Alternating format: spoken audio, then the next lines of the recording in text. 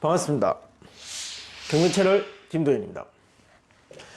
자, 이번 경매 사건은 연제구 거제동에 있는 거제 삼정 그린코어 아파트입니다.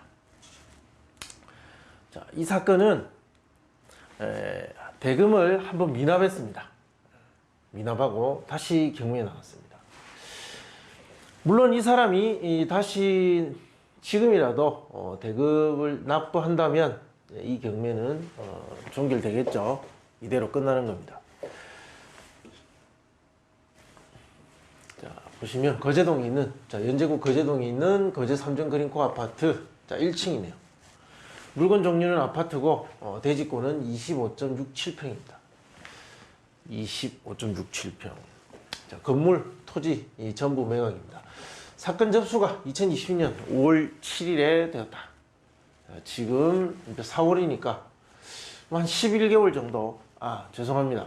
그러니까 지금 11개월이지 사실은 1월 달에 나왔고 변경 거치다가 2월 18일 그때 낙찰되었죠. 그러니까 대략 한 9개월 정도 만에 진행됐던 사건인데, 다시 이제 대금 납부를 하지 않아서 다시 경매에 나왔습니다. 채무자, 소유자는 다른 사람입니다. 그리고 채권자는 은행인 것 같은데 이렇게 경매에 이르렀습니다.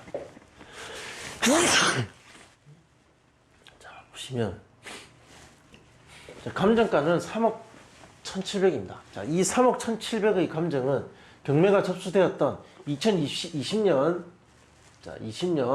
5월경에 있었던 감정일 겁니다. 당시의 시세, 부동산 현장 탐문을 통한 부동산 조사가 반영됐을 겁니다. 부동산 시세 조사가. 그게 3억 1,700이었고, 자, 이제 빙빙되고, 또 낙찰되고, 대금 납부를 하지 않았습니다. 당시 낙찰가가 3억 3,800, 즉, 감정가보다 훨씬 더 높았죠. 한 2천만 원 정도 더 높았습니다. 근데 대금 납부를 하지 않았다. 뭐 이유가 있겠죠. 이렇게 대금 납부를 하지 않고 다시 경매에 나왔습니다. 미납입니다. 뭐 간혹 보면 이 차순위 보면 3억 1,700인데 우리가 발표할 때 보면 집행관이 이 차순위 정도까지는 대부분 발표를 해줍니다. 그러니까 이 금액 차이가 너무 커서 뭐 억울해서 잔금 납부를 안 하는 간혹 그런 분들이 계십니다. 간혹, 아주 간혹이지만 정말 어리석은 행동이죠. 그게 무엇이라고 중요한 게 아닌데, 사실 이 금액 차이는 중요한 건 아닙니다. 내가 이 금액에 낙찰받으면 만족한다, 이 정도는 추고 살 수 있겠다 라고 결정을 했으면 그 이후에 다른 사람의 생각을 굳이 그 생각이 흔들릴 필요는 없다는 거죠. 자, 응찰은 2명을 했었습니다. 자, 당시 3억 3,800에 낙찰됐는데 잔금 납부하지 않았고 4월 30일에 3억 1,700 1차 감정가로 다시 진행 예정에 있습니다.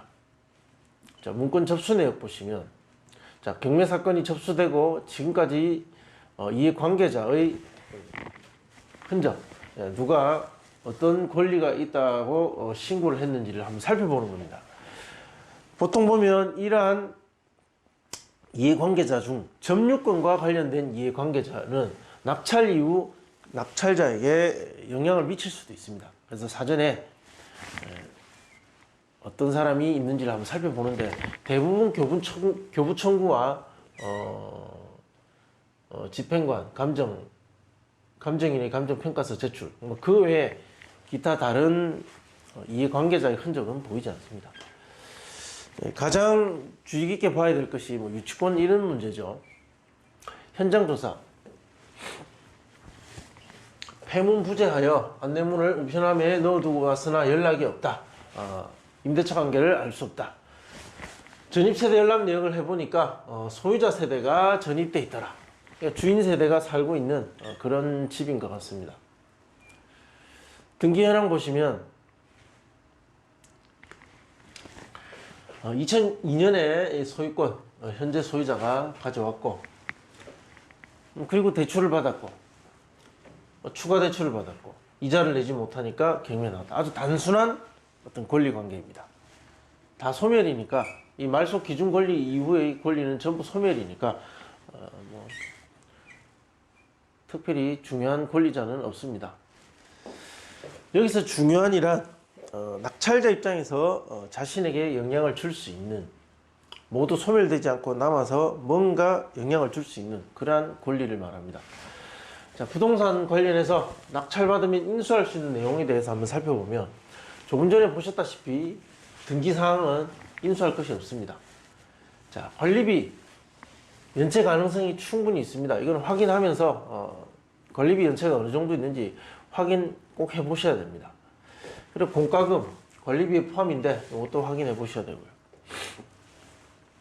같이 조사할 때 한번 확인하고 검토해서 어떻게 낙찰가, 입찰가에 반영할 건지 한번 생각해 보셔야 됩니다. 관리비가 과다하게 연체되면 입찰가에도 영향을 줍니다.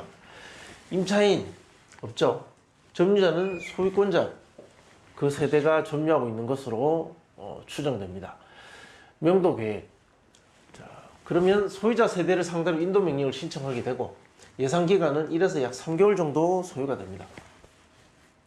그리고 강제집행을 한다면 전용면적 25평이기 때문에 한 3,400만 원 정도의 비용은 들어갈 겁니다.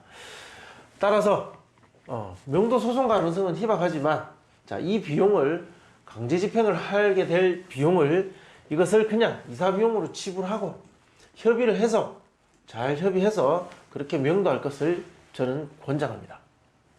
이거 싸워봐야 아무런 이득이 없습니다. 시간만 지체되고 결국 비용도 들어갑니다. 그래서 처음부터 좋은 관계를 형성시켜서 가급적이면 좋게 이사비용을 좀 넉넉히 주더라도 그렇게 내보내는 것이 최선입니다. 자, 시장에 나와 있는 매물 보시면 경매물건은 1층이고 남양입니다. 자, 나와 있는 호가 물건들과 비교해서 한번 살펴보겠습니다. 호가 보면 중층이 3억 3천만 원, 우리 감정이 3억 1,700이었죠. 3억 1,700. 자, 이 면적이 다릅니다. 제가 다시 수정해 드릴게요. 감정이 3억 1,700이었는데 우리가 전용 면적이 25평입니다. 그런데 자, 여기 보시면 전용 면적 18평형의 호가가 3억 3천입니다. 즉 18평형의 호가가 25평형보다도 훨씬 더 높다. 죄송합니다.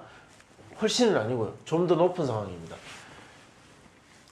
뭔가 이상하죠? 그래서 동평형대 물건을 보겠습니다. 요거는 참고사항으로 하고자 좀 더 작은 평형대의 호가인데 제가 포함시킨 거고, 보시면 5억 호가하고 있습니다.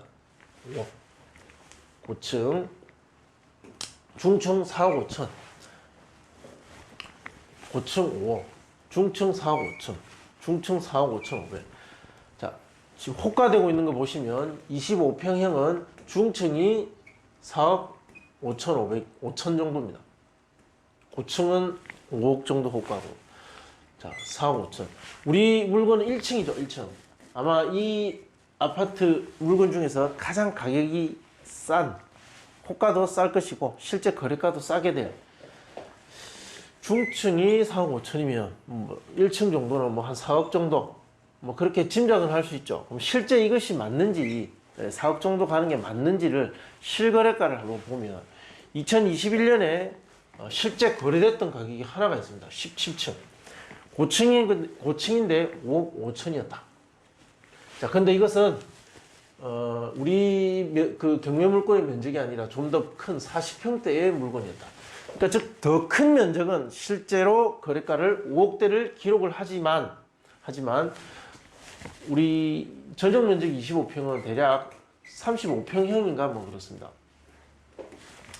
자, 이 물건은 4억에서 현재 4억 5천을 호가하고 있습니다. 그럼 실제 거래는 없다라는 거죠. 다만 다른 평형대의 물건을 보고 짐작만 해보는 겁니다. 자, 그런데 2020년에는 이 동평형대 물건의 실거래가가 있었습니다. 자, 당시에 보면 감정이 되었던 5월 이 시점쯤에 1층이 3억 1,700이었습니다.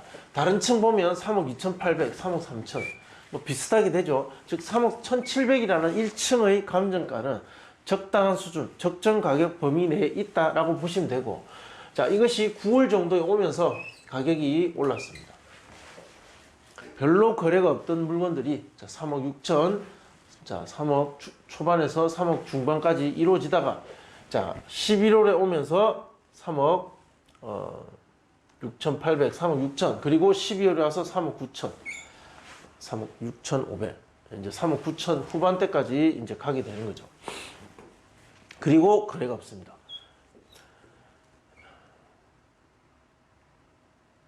자, 여기 보시면 30평의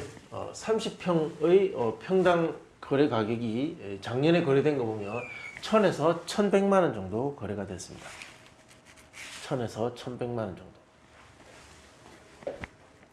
자, 이것을 감안해서 이제 반영을 해야 되겠죠. 그러면 우리 이 물건은 35평형입니다.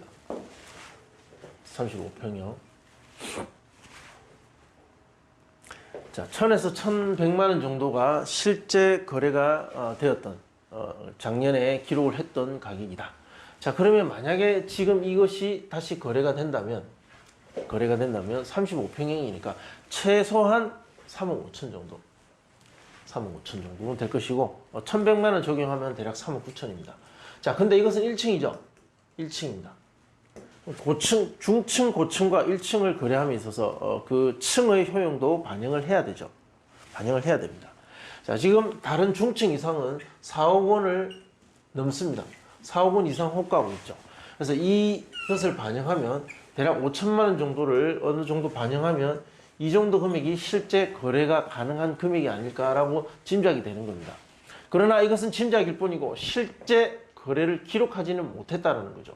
그래서 그런 매도자의 어떤 힘이 강한 시장이지만 그것까지 반영을 하자면 이 정도면 충분히 거래가 형성될 수 있는 범위가 된다. 자, 이렇게 여러분께 말씀드릴 수 있습니다. 3억 5천에서 3억 9천. 자, 물론 이것은 저희 주관적인 생각입니다.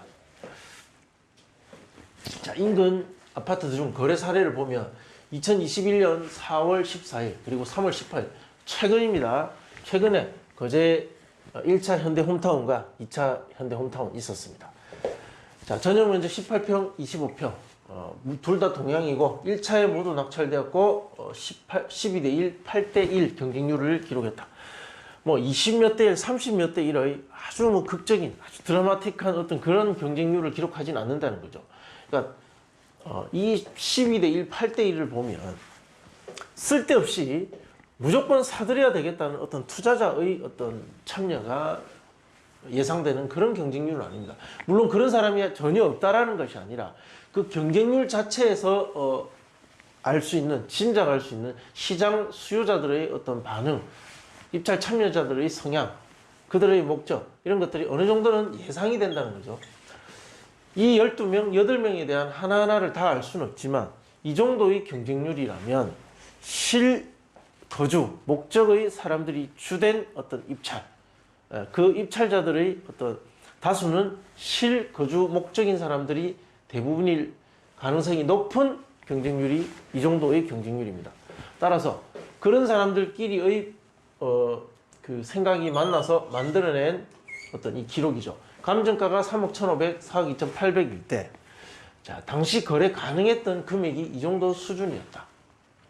굉장히 급등했죠, 이 단지는. 이때 낙찰가가 3억 8,900과 6억 4천이었다. 자, 시세 대비 92.6, 91.4. 정확하게 말씀드리면 시세가 아니라 거래 가능한 금액 대비입니다. 자, 거제 삼정 그린코어. 자, 거래 가능 금액이 3억 5천이라는 하한가를 적용한다면, 자, 이 3억 5천이라는 것은 아주 낮게 본 겁니다. 지금 호가되고 있는 중층이 4억 5천, 약 1억 원 정도 차이가 나는데, 자, 이것은 아직 실제로 거래가를 찍어낸 어느 정도 시세로서 인정할 수 있는 가격은 아닙니다, 이게. 자, 그러나 어느 정도 검증된 가격은 이거라는 거죠. 다른 평형대의 거래가가 1,000에서 1,100만 원 정도 기록을 하고 있으니까 이 물건도 이 정도 되지 않을까.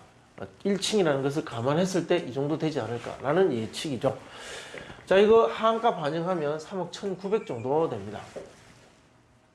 감정가가 3억 1,700이니까 이 가격으로 맞추자면 200만 원 정도 더 써야 되는 거죠. 그러니까 앞에 경매 낙찰 받았던 차순위가 정말 좋은 가격에 낙찰받은 낙찰가가 될 뻔했죠. 예. 자, 그리고 상한가를 적용하면 3억 9천. 자, 이게 가능성이 높죠. 사실 가장 현실적인 가격입니다. 자, 이거 적용하면 3억 5천5백. 자, 이 가격을 본다면 앞에 낙찰받은 3억 3천도 잘 받은 가격이라고 볼 수 있는 겁니다. 자, 정리하면 이렇습니다. 예상되는 낙찰가는 약 3억 2천에서 3억 5천 정도가 적당하다. 앞에 낙찰 받았던 사람은 3억 3천입니다. 지금 대금을 내지 못했는데 그 이유는 잘 모르겠습니다. 어쨌든 이 가격은 합리적인 낙찰가 범위 안에 들어와 있는 가격입니다. 네. 또 다시 경매가 이루어지면 새로운 낙찰자는 얼마 정도 금액을 써낼 것인지 궁금합니다. 자, 한번 관심 있게 살펴보시고 궁금하신 점은 댓글로 남겨주시면 답변해 드리겠습니다. 시청해 주셔서 감사합니다.